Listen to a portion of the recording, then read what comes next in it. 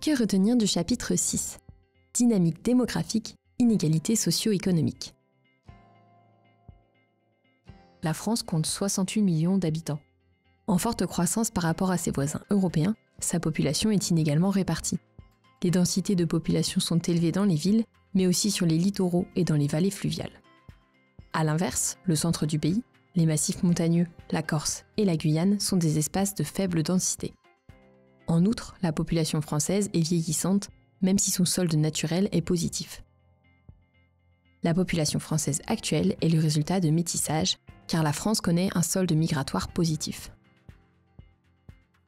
Il existe des inégalités entre les territoires et les individus à toutes les échelles, entre les régions, entre les départements, mais aussi au sein des agglomérations.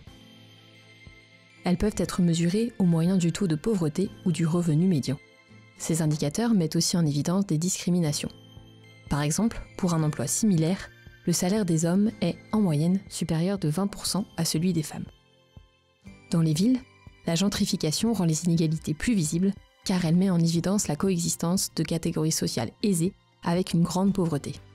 Pour pallier les difficultés démographiques et socio-économiques, l'État gère les cotisations sociales et les politiques de redistribution. L'objectif est d'organiser la redistribution d'une partie de la richesse produite vers les territoires et les individus qui en ont le plus besoin.